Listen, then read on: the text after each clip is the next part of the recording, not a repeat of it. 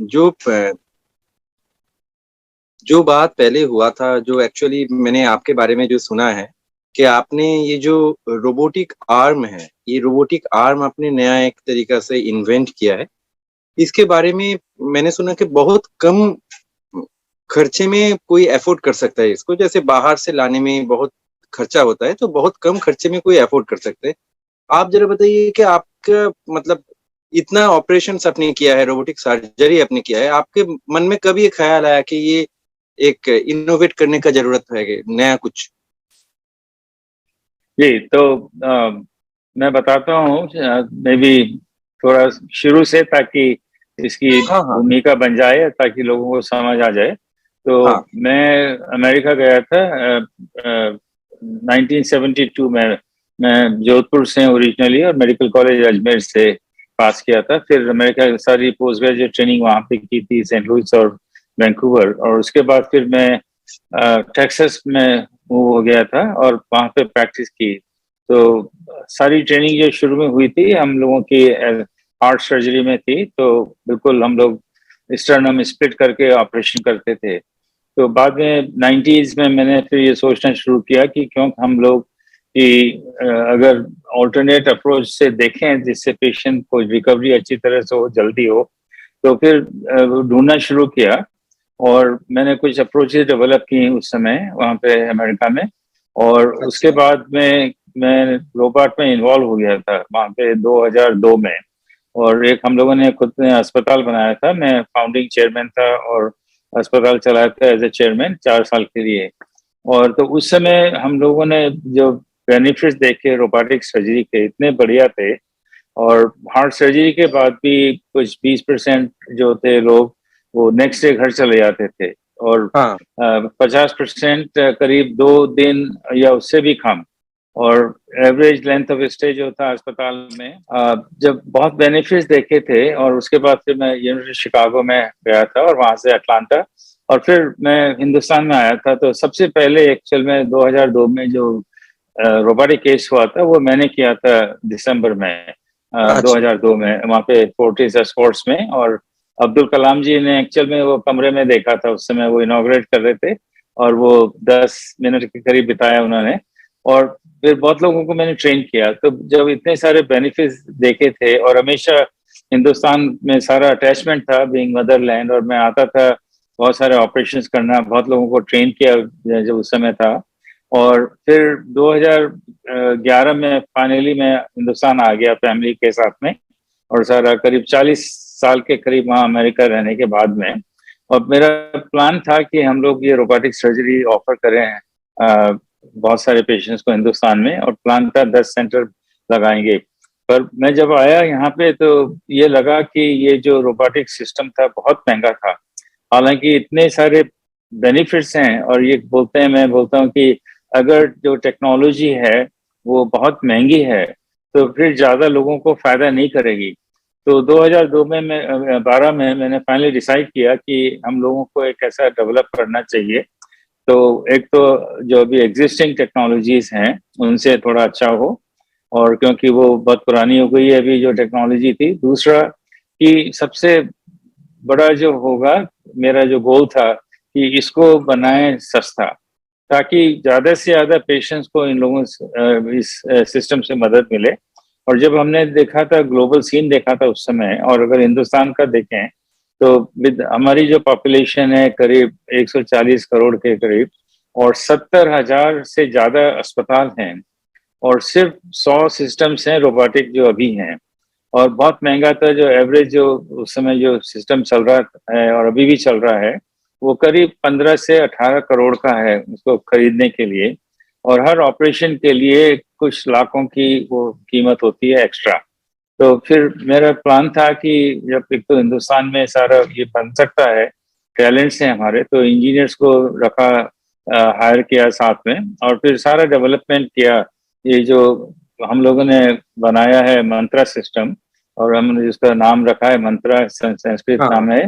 तो वो चाहते थे कि एक तो हिंदुस्तान में बने, क्योंकि हिंदुस्तान में है टैलेंट। अनफॉर्चुनेटली कि मेडिकल डिवाइसेस अभी भी हम लोग ऑलमोस्ट 80% बाहर से खरीद के लाते हैं। और वो अच्छा नहीं है हिंदुस्तान के लिए और हिंदुस्तान के पेशेंट्स के लिए। और ग्लोबली यही ऐसा सीन है कि बहुत सारे कंट्रीज हैं कि वो खरीदते हैं बाहर से, क्योंकि अमेरिका या यूरोप और जापान और ये लोगों ने बनाई है और बहुत पैसे देने पड़ते हैं इन चीज़ों के लिए। तो फिर मैंने ये सोचा क्यों नहीं बना सकते हम लोग। तो उस समय फिर करीब ऑलमोस्ट 4.5 मिलियन जो पर्सनल सेविंग्स थी मैंने लगा दी इसमें, अमेरिका से जो आया था। और फिर पैसे नहीं रहे, लोगों से पैसे मांगे, फंडिंग के लिए ढूंढा, और इंजीनियर्स को हायर करके मैं वो अपने मेरे घर से काम करते थे। तो ये सारा अभी एवोल्यूशन हुआ, थोड़ा स्ट्रगल भी था शुरू में, अपनी गाड़ी बेची, अपना फर्नीचर बेचा इंजीनियर्स को सपोर्ट करने के लिए। फिर फाइनली हमें फिर वो फंडिंग का सपोर्ट मिला और फिर बहुत तेजी से काम किया हमने। तो ये जो अभी सिस्टम बनाया है, एक तो बिल्कुल हिंदुस्तान इंजीनियर्स के साथ बना है, और मेरा जो भी एक्सपीरियंस है, मैंने करीब 1400 रोबोटिक हार्ट सर्जरी केसेस कर रखे हैं। तो वो जो एक्सपीरियंस था मेरे रोबोटिक का, वो इंजीनियर्स के साथ में लगा करके हम लोगों ने एक तो सिस्टम जो बनाया बहुत ही दूसरी तरह का है। दूसरा ये इससे कम से कम 3 गुना कम है कॉस्ट में। तो वो जब मेरे से बहुत बार पूछा जाता है कि आप ऐसा कैसे कर सकते थे, तो एक तो हम लोग हिंदुस्तान में हैं, तो जो ह्यूमन कॉस्ट ऑफ लेबर है यहाँ पे वो अमेरिका से बहुत कम है। दूसरा जो मैन्युफैक्चरिंग होती है वो भी सस्ती होती है दूसरे शहरों, दूसरे देशों की वजह से कंपैरिजन से। तो ये जो है, और बहुत ही है ना, हमारी टीम ने जुट के काम किया है, दिन रात लगे रहते थे, वीकेंड्स भी लोग करते हैं, तो हमने ने बहुत तेजी से ये बनाया है। तो अभी जो हमारा मंत्र सिस्टम है वो सेकंड जनरेशन बिल्कुल तैयार है, और अभी हो सकता है अगर 3 महीने के अंदर हम लोग मार्केट लॉन्च कर रहे हैं। और अभी बहुत इंटरेस्ट है लोगों का यहाँ पे हमारे सिस्टम में, और बहुत सारे सर्जन आए हुए हैं, करीब 50-60 सर्जन आकर टेस्ट कर लिए हैं, और अभी परचेज ऑर्डर भी आना शुरू हो गए हैं। तो मेरे हिसाब से यही मैं सुनता हूँ सब लोगों से कि हम लोगों ने कोई जो स्टैंडर्ड्स हैं और क्वालिटी बिल्कुल भी कॉम्प्रोमाइज नहीं की, और अच्छे फीचर डाले हैं। अभी जो भी बड़ी कंपनी है उनसे भी अच्छे फीचर डाल रखे हैं, और एट 1/3 द कॉस्ट। तो इसका सबसे बड़ा जो फायदा होगा हमारे देश में होगा, और बहुत दूसरे देशों में भी होगा, क्योंकि ये प्रॉब्लम सब जगह है। तो डॉक्टर श्रीवास्तव, मेरा ये जानना है आपसे कि सिर्फ यही फर्क है कि बाहर से पहले लाया जाता था ये चीज, और अब ये इंडिया में बन रहा है, इसीलिए 15 करोड़ का चीज 5 करोड़ में मिल रहा है, या और कुछ आपने दूसरे तरीके से किया इसलिए इसका कॉस्टिंग भी कम गया? क्योंकि 10 बहुत करोड़ बढ़िया, इधर उधर। ये बहुत बढ़िया प्रश्न है, क्योंकि ये सिर्फ वो नहीं है क्योंकि हम हिंदुस्तान में हैं, ये सिर्फ कारण नहीं है। जो हम लोगों ने जो किया है इन्वेंशन, जो इनोवेशन किया है, वो ध्यान रखते हुए किया है कि हम लोग कैसे ये बनाए, जो एक तो बिल्कुल दूसरी तरह का है सिस्टम। तो ये नहीं है कि जो अमेरिका में सिस्टम बना उसको यहाँ बना दिया और सस्ते में बन गया क्योंकि हम हिंदुस्तान में, बिल्कुल नहीं। बिल्कुल अलग तरह से है सिस्टम, और हमारे करीब 160 पेटेंट्स हम लोगों ने फाइल कर रखे हैं। डिफरेंट जो इंटेलेक्चुअल प्रॉपर्टी होती है वो फाइल कर रखे हैं।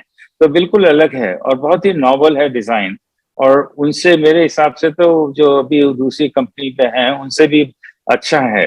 तो सिर्फ ये है कि जिस तरह से हम लोगों ने बनाया है वो ध्यान रखते हुए कि एक तो टेक्नोलॉजिकली कोई कॉम्प्रोमाइज नहीं होना चाहिए, क्योंकि अल्टीमेटली ये पेशेंट्स में यूज होगा, तो कोई स्टैंडर्ड्स नहीं कॉम्प्रोमाइज होनी चाहिए। हम लोगों का डिजाइन बिल्कुल दूसरा है, हर तरफ से दूसरा है। तो बहुत सारे इनोवेशन है उसमें डाले हुए हैं, और इस तरह से बनाया है कि जितने भी कंपोनेंट्स हम लोग जो यूज करें, विदाउट कॉम्प्रोमाइजिंग क्वालिटी, वो हम अच्छे रिजल्ट अचीव करें। तो ये इसकी वजह से है। तो कॉम्बिनेशन ऑफ एक तो नए आइडियाज हैं, नया इनोवेशन है, और डिजाइन भी बिल्कुल दूसरा है, और कंपोनेंट्स भी दूसरी तरह के यूज कर रहे हैं। ऑफ कोर्स हिंदुस्तान में रहने से थोड़ा वो सस्ता बन सकता है, क्योंकि हमारे जो जो कॉस्ट हैं, ह्यूमन कॉस्ट हैं और मैन्युफैक्चरिंग कॉस्ट हैं, वो कम है। बहुत कम है पर डिजाइन एक्चुअल में बिल्कुल अलग है, हर तरफ से अलग है। पर ये एक बात भी है, जैसे आपने इसको बना दिया, बहुत अच्छा है, ये देश के लिए भी अच्छा है। मेडिकल सेक्टर के लिए भी अच्छा है, पर इसको चलाने के लिए भी तो अलग स्किल की जरूरत पड़ेगी। तो इस स्किल के बारे में आप हाँ लोग क्या सोच रहे हैं? जी। तो ये जो रोबोटिक सिस्टम है, एक तो पहले सबसे पहले मैं एक गलतफहमी कई बार मैंने सुना है, ये दूर करना चाहता हूँ कि रोबोट ऑपरेशन करेगा, ये कभी नहीं होता है। तो रोबोट जो, एक तो रोबोट जो टर्म यूज हो गई है, मेरे हिसाब से ये गलत टर्म है। हालांकि बिल्कुल कॉमन शब्द है, इसलिए बहुत यूज हो रहा है, पर ये एक्चुअल में है, ये कंप्यूटर का है, उसकी मदद से जो मशीन चलती है और जो इंस्ट्रूमेंट्स चलते हैं वो एक्चुअल में कंप्यूटर असिस्टेड है सिस्टम, पर इसको रोबोट बोलने लगे। तो एक तो मशीन अपने आप कुछ नहीं करती है, कंप्लीटली सर्जन के कंट्रोल में होती है। तो जिस तरह के इंस्ट्रूमेंट्स हम लोग ऑपरेशंस में यूज कर सकते हैं, उसी तरह के रोबोटिक जो है टेक्नोलॉजी, वो सर्जन के हाथ में एक इंस्ट्रूमेंट है। अगर सर्जन नहीं हो तो अपने आप कुछ नहीं होगा। ये कार की तरह नहीं है कि उठाया और रख दिया, और जो असेंबलीज वगैरह होती हैं ये जो इंडस्ट्रियल रोबोट है, वो नहीं है। मेडिकल रोबोट बिल्कुल एक तो सर्जन के कंट्रोल में है। और फिर जो आई एम सॉरी, क्या आपका एक सवाल था जो नहीं, मेरा डायरेक्शन उसका? ये सवाल था कि हाँ इसको चलाने के लिए तो जी, राइट स्किल्ड पर्सन का भी जरूरत पड़ेगा। तो इसके जी लिए तो आप ही को स्किल देने के लिए, स्किल डेवलपमेंट का आपने कुछ सोचा है कि जी, ट्रेनिंग देना होगा या ऐसा कुछ? सब कुछ सोचा है। तो एक तो ये जैसे बोला हैगा कि बेसिकली सर्जन चलाता है, तो सर्जन सबसे पहले तो वो सर्जन होने चाहिए, उनको पूरी जो नॉर्मल सर्जिकल ट्रेनिंग होती है वो होनी चाहिए। दूसरा, जो सर्जन अभी जो नए हैं, जिन्होंने उस समय शुरू में नहीं सीखा, तो उनके लिए बहुत ही एक ऑर्गेनाइज वो है, ट्रेनिंग करिकुलम है, एक कोर्स है अच्छा। उनके लिए। तो 2 दिन का एक तो ट्रेनिंग होती हैगी, पूरा मशीन के बारे में बताया जाता है, फिर हैंड्स ऑन ट्रेनिंग होती है मशीन के ऊपर, फिर उनका सुपरवाइज करके सारा टेस्ट भी लिया जाता है कि ये समझ गया या नहीं। फिर उसके बाद है ना वो प्रैक्टिस होती है, तो काफी प्रैक्टिस ओके। करनी पड़ती है। और फिर हम लोग है ना, जो शुरू में जो कम से कम 5 केसेस होते हैं हर स्पेशलिटी में, वो सुपरवाइज होते हैं। तो जो अच्छा। रोबोटिक सर्जन्स हैं वो लोग जाएंगे, या हम लोग टेक्नोलॉजी यूज करके लॉन्ग डिस्टेंस से उनको मॉनिटर करेंगे कि सब ठीक हो रहा है। और तो ओके। उसके बाद भी तो हम लोगों का है प्लान कि एक तो जो ट्रेनिंग होती है, दूसरा ये हम लोग टेक्नोलॉजी यूज करेंगे। अभी हम लोगों ने एक टेलीफोन कंपनी से पार्टनरशिप कर रखी है, टेलीकम्युनिकेशन से। तो फिर 5G जो अभी आने वाली है, और अभी जो high speed fibre optic connectivity जो है हिंदुस्तान में, उसको यूज करके मैं दिल्ली में बैठ के जैसे बॉम्बे में गाइड कर सकता हूँ लोगों को। और अभी वो जो मेटावर्स का जो सारा हो रहा है बहुत तेजी से, वर्चुअल रियलिटी और ऑगमेंटेड रियलिटी, तो वो भी या हम लोगों ने अपने सिस्टम में डेवलप कर रही है। तो यहाँ पर बैठ के हम लोग कहीं भी लोगों को गाइड कर सकते हैं कंटिन्यूसली, नर्सेस को, डॉक्टर्स को। और फिर इसके बाद हम लोग टेली सर्जरी भी डेवलप कर रहे हैं पार्टनरशिप में। और उसके बाद ऐसा होगा जैसे अब बॉम्बे में कोई ऑपरेशन कर रहा है, और मैं यहाँ से गाइड कर रहा हूँ, अगर उनको कोई प्रॉब्लम हो तो मैं यहाँ बैठ करके कंट्रोल लेकर के सर्जरी खत्म कर सकता हूँ। तो इससे पूरी एक वो है लाइफ साइकिल और होलिस्टिक अप्रोच है। दूसरा हमारा ये प्लान है कि, और इसको अगर आप देखें कि ये और प्रश्न होता है कि कितना टाइम लगेगा लोगों को सीखने में, या कितने समय में अच्छे हो जाएंगे। तो अगर एवरेजली देखें, ऑफ कोर्स कुछ सर्जन होते हैं बहुत तेजी से सीखते हैं, बहुत गिफ्टेड होते हैं, तो वो तो बहुत तेजी से काम करेंगे।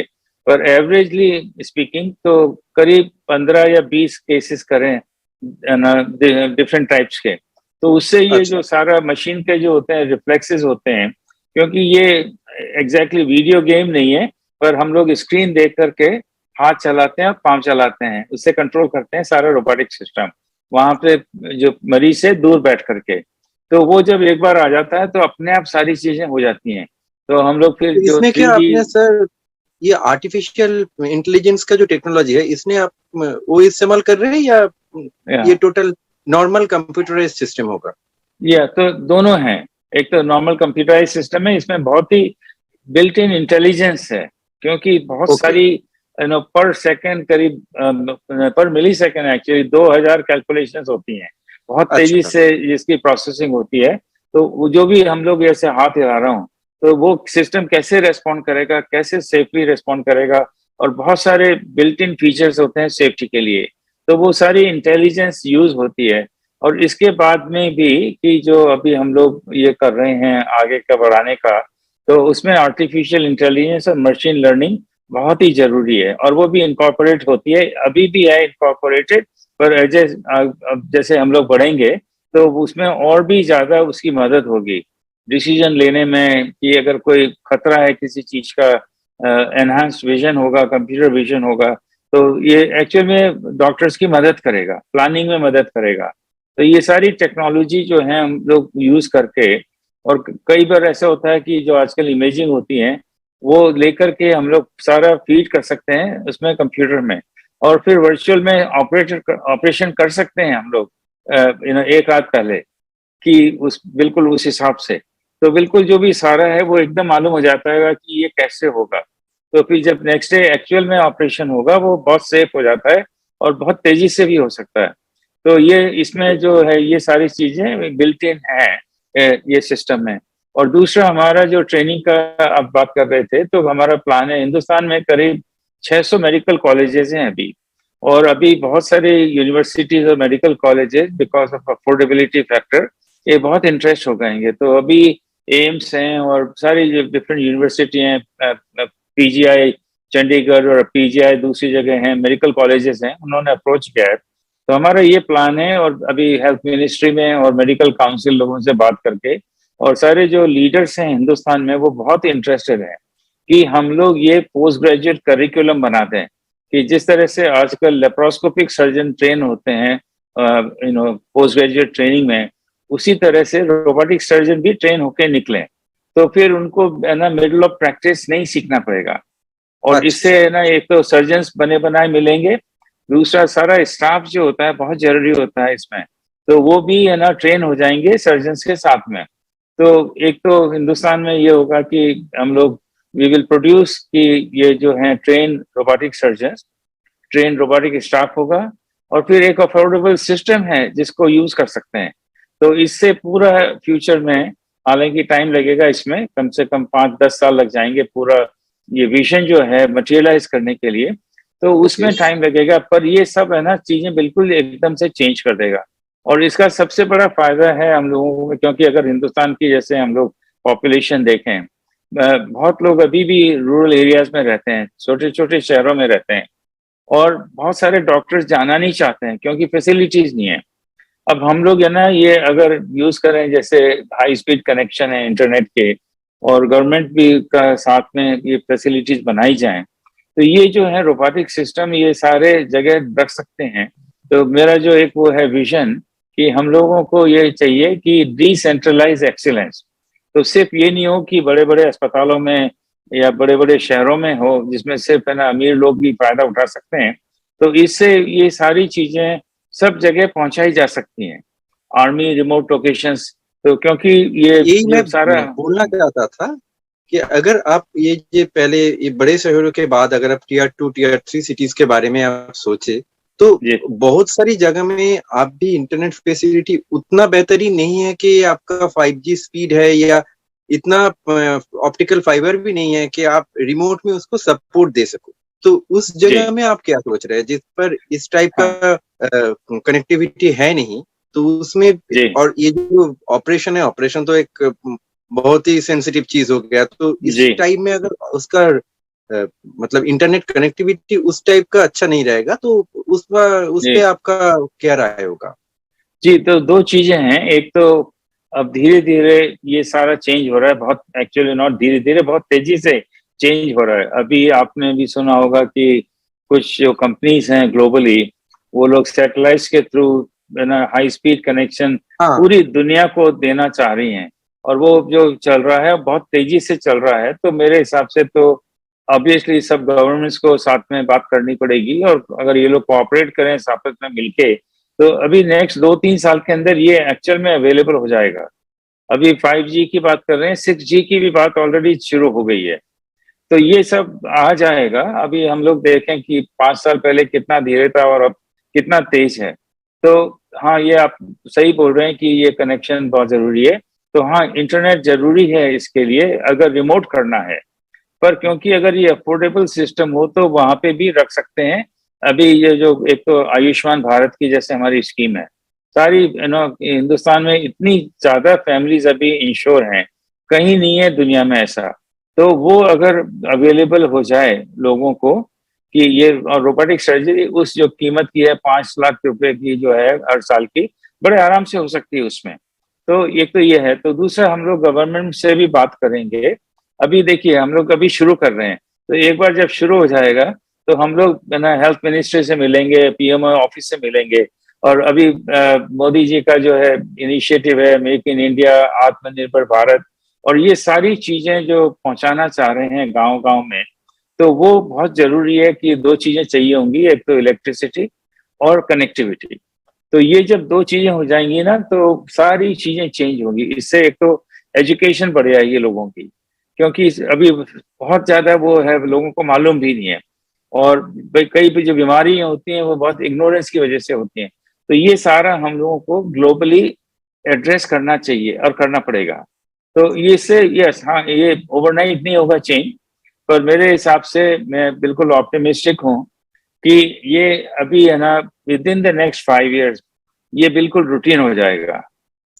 और जैसे आपने बोला कि आप पीएमओ के साथ भी बात करेंगे, हेल्थ मिनिस्ट्री के साथ भी बात करेंगे, जी ऐसे जो रिस्पेक्टिव स्टेट्स जो है, दूसरे जो राज्यों है, ये सब जी राज्यों के जो दफ्तर है, स्वास्थ्य मंत्रालय जी है, उनसे जी आप बात करेंगे? क्योंकि जैसे हम हमारे एब्सोल्युटली बंगाल के बोल सकते हैं कि यहाँ पर भी बहुत जी सारा जैसे गवर्नमेंट हॉस्पिटल्स है, वहां पर जी विदाउट एनी कॉस्ट किसी को चिकित्सा का सुविधा मिल सकता है। तो इस टाइप जी का जो हॉस्पिटल्स है, इसमें अगर ये चीज पहुंचा सके आप, तो ये बहुत बेहतर होगा, क्योंकि जिसके पास जी गवर्नमेंट का कुछ कार्ड होगा वो भी ट्रीटमेंट के लिए उसको ये फैसिलिटी मिल सकता है इसका। जी बिल्कुल, क्योंकि है ना ये हमारा प्लान है। हमें मालूम है बंगाल में बिल्कुल है ना फ्री होता है सारा। अभी राजस्थान में भी अनाउंस हुआ है कि 10 लाख तक की इंश्योरेंस होगी और सबको बिल्कुल फ्री होगा ट्रीटमेंट। तो ये धीरे धीरे चेंजेस आ रहे हैं, और ये इसके हिसाब से ये जो आयुष्मान भारत की जो स्कीम है और ये जो स्टेट्स भी जो कर रही हैं, और स्टेट्स को हम लोगों को बिल्कुल साथ लेना पड़ेगा, क्योंकि बहुत सारी जो चीजें हैं सेंट्रल गवर्नमेंट नहीं कर सकती, स्टेट गवर्नमेंट को मिलना, उनको करना पड़ेगा। तो हमारा ये प्लान है कि धीरे धीरे सब है ना वो लोगों से बात की जाएगी, स्टेट से बात की जाएगी, और सब स्टेट चाहती हैं। अभी देखें तो प्रोग्रेस जो हो रही है ना बहुत तेजी से हो रही है, और सब मिनिस्टर्स भी चाहते हैं कि उनकी है ना वो आगे बढ़े हैं ये लोग। तो आई थिंक ये बिल्कुल मेरे हिसाब से है ना अगले 5 साल के अंदर सब बहुत चेंजेस देखेंगे पॉजिटिव हिंदुस्तान में। और मैन्युफैक्चरिंग यूनिट आप कहाँ रखे हैं? मतलब अब ये कहाँ पे बन रहा है ये?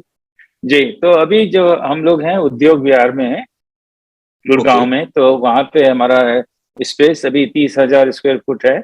और अभी भी हम लोग और भी अभी स्पेस लेंगे। तो बेसिकली ऐसा होता है कि शुरू में अब जैसे कार के भी पार्ट्स बनते हैं कहीं और, फिर वो आ जाते हैं, फिर असेंबल होती है। तो इसी हाँ। तरह से क्योंकि है ना सब जो आज की जो होती है टेक्नोलॉजी, सब कोई कुछ नहीं करते हैं अपने आप।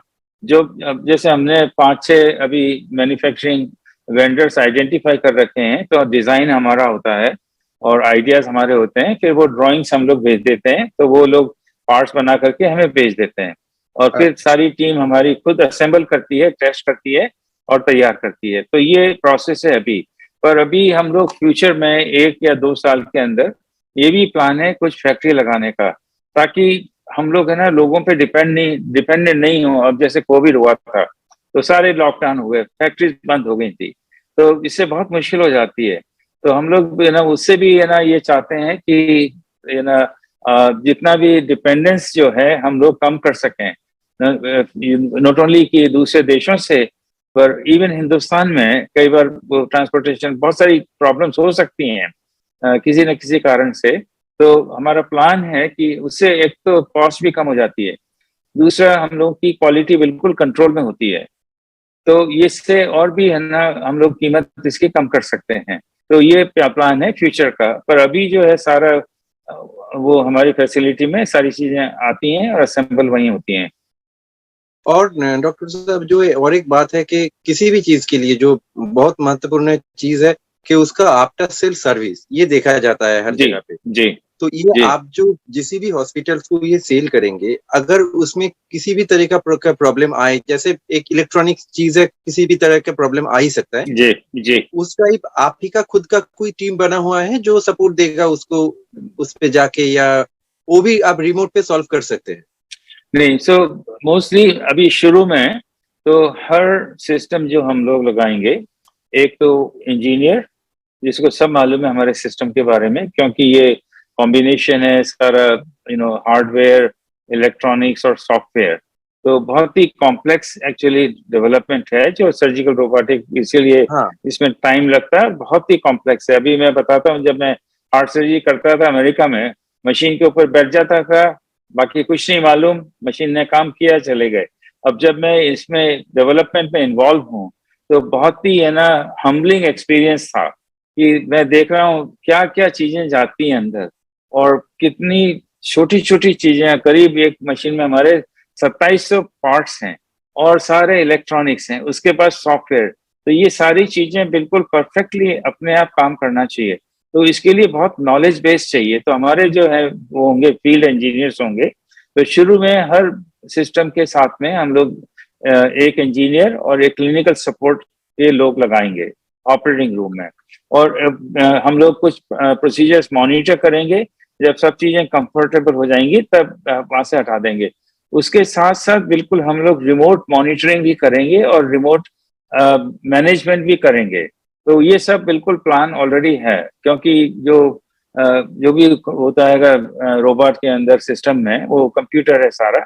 तो इंटरनेट से हम लोग को कनेक्शन लेकर के वो सारे हमें इंफॉर्मेशन मालूम होगी। तो डॉक्टर्स को मालूम होने से पहले हमें मालूम होगा कि क्या प्रॉब्लम होती है। तो सबसे पहले तो एक तो वो होती है प्रिवेंटेबल मेंटेनेंस का होगा सारा जो स्केड्यूल होता है, दूसरा मॉनिटर करेंगे, और तीसरा बिल्कुल हमारी खुद की जो होगी टीम हिंदुस्तान में, ये सब हम ही खुद सपोर्ट करेंगे। कि जो इंजीनियर्स हैं और क्लिनिकल सपोर्ट टीम होगी, और रीजनली सारे लोग होंगे। तो क्योंकि हिंदुस्तान काफी बड़ा है, तो हाँ। नॉर्थ इंडिया में होगा, ईस्ट इंडिया में होगा, कलकत्ता में रख रहे हैं, और लखनऊ में रख रहे हैं, फिर मध्य प्रदेश में होगा, बॉम्बे में, बेंगलोर में और केरला। तो ये सारा हम लोग रीजनली ये प्लानिंग कर रहे हैं कि जो हमारे जो एक तो ट्रेनिंग सेंटर्स होंगे, ताकि लोगों को ना ट्रेवल नहीं करना पड़े और पास में हो। दूसरा वहीं से सारे ऑपरेशंस भी है ना मैनेज कर सकते हैं रीजनली। तो ये सारा है कि within hours flight engineer should be able to get wherever they have to go. But शुरू में बिल्कुल वो सपोर्ट करेंगे टीम्स को, और जब कंफर्टेबल हो जाएंगी तब हम लोग रिमोट करेंगे। और कब से ये मतलब अवेलेबल होगा, मतलब हॉस्पिटल्स अगर चाहे तो इसको खरीदने के लिए कब तक उसको जी वेट करना? जी, अभी है ना हमारे पास ऑलरेडी परचेज ऑर्डर आना शुरू हो गए। तो हम लोग 3 से 4 महीने का डिलीवरी टाइम दे रहे हैं। और उसका ओके। सबसे बड़ा कारण ये है क्योंकि आपको भी मालूम होगा कि ग्लोबल सप्लाई चेन इश्यूज हो रहे हैं बहुत अभी। एक तो हाँ। कोविड की वजह से हो गया, दूसरा सारा जियोपॉलिटिकल जो है इश्यूज दुनिया में, वो भी अभी अफेक्ट कर रहे हैं। तो उसकी वजह से नॉर्मली 6 वीक्स में हो जाना चाहिए। और अभी वो सेमीकंडक्टर जो है, चिप इंडस्ट्री है, बहुत ही ज्यादा उसमें डिले हो रही है। अभी इस हर इंडस्ट्री को उसने अफेक्ट कर रखा है। तो वो हम लोगों को भी थोड़ा अफेक्ट करेगी, पर उसी हिसाब से। और हालांकि हम लोगों ने काफी एडवांस प्लानिंग कर रखी है ये देखते हुए। तो अभी कुछ लोग हैं जिन्होंने स्टोर कर रखा है, तो हम जाना ज्यादा कीमत देने के लिए भी तैयार हैं शुरू में, ताकि डिलीवरी टाइम से हो जाए। पर अभी भी उसके बावजूद भी हम लोग 3 या 4 महीने का टाइम दे रहे हैं। और उसमें लोगों को कोई प्रॉब्लम नहीं है, क्योंकि देखिए एक तरफ 15 या 18 करोड़ खर्च करें, और या थोड़ा 2-3 महीने और इंतजार कर लें कि 4.5-5 करोड़ में मिल जाएगा। और ये जो बात है, ये जो आप बोल रहे हैं कि 4.5-5 करोड़ में मिल जाएगा, ये बहुत बढ़िया चीज है। तो इसलिए बहुत सारे डॉक्टर्स हैं जो खुद भी खरीदना चाहेंगे, जी क्योंकि बहुत सारे ऐसे भी डॉक्टर्स हैं जिसका खुद का एक बड़ा नर्सिंग होम है, हॉस्पिटल्स है, जी तो वो खुद जी भी जी खरीदना चाहते हैं। जी। तो ये आपका कैपेसिटी कितना होगा, मतलब आपका यहाँ पर जो हाँ मैन्युफैक्चरिंग कैपेसिटी आपका कितना है, कि पर महीना आप कितना यूनिट बना सकते हैं, ऐसा कुछ अपने? जी, अभी इस स्टेज में, हाँ, इस स्टेज में, ये चीज हाँ। वेरी बेसिक स्टेज है। अभी 10 सिस्टम पर मंथ हम लोग बड़े आराम से बना सकते हैं। ओके। और अभी तो, और दूसरा हम लोग फंड रेजिंग कर रहे हैं, अभी करीब 300 करोड़ अभी वो पीडब्ल्यूसी है जो अभी फंडिंग, वो जो है कंसल्टिंग कंपनी है, वो मदद कर रही है और बहुत सारे लोग काफी इंटरेस्टेड हैं।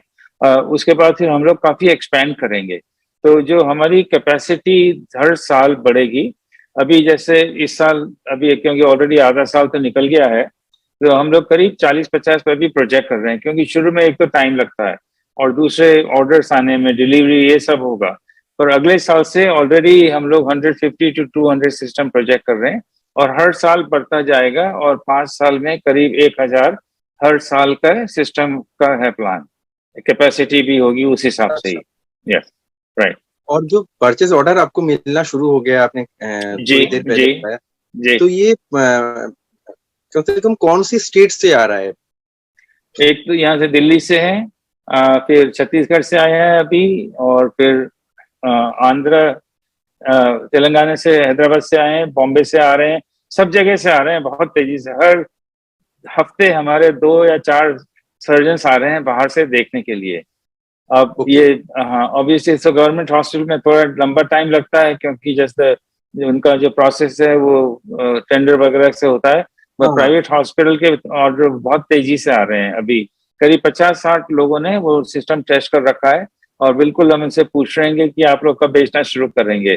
पर अभी एक तो कारण ये है कि मैं, जो हम लोगों ने अभी मंत्रा 2 सिस्टम बनाया है, जो मॉडिफाई किया था क्लिनिकल ट्रायल के बाद में, लास्ट ईयर की थी एक तो क्लिनिकल ट्रायल, उसके बाद थोड़े माइनर चेंजेस किए, तो मैं उसको वैलिडेट करना चाहता था कि बिल्कुल ना ह्यूमन यूज के लिए तैयार है। तो हम लोगों ने मार्च में राजीव गांधी कैंसर हॉस्पिटल में एक अभी फिर ट्रायल की थी, बड़ा अच्छा चला सिस्टम। तो उसी के बाद फिर हमने डिसाइड किया है कि अब बेचना शुरू करेंगे। तो ये जो अभी थोड़ा स्लो प्रोसेस है वो पार्टली उसके लिए है, पर ये बहुत सीरियस रिस्पॉन्सिबिलिटी है हमारी कि जो भी चीज पेशेंट को टच करे बिल्कुल सेफ होनी चाहिए, तो वो बहुत ज्यादा इम्पोर्टेंट है।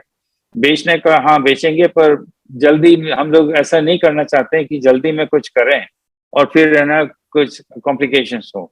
तो बहुत ही रिस्पॉन्सिबल वो है हमारे पास, रिस्पॉन्सिबिलिटी है। दूसरा, ये जो टेक्नोलॉजी है अभी बहुत ही हाई लेवल की है, तो बहुत सारे हम लोग टेस्ट करते हैं बाहर जाने से भी पहले। तो ये सारा प्रोसेस, इसमें टाइम लगता है।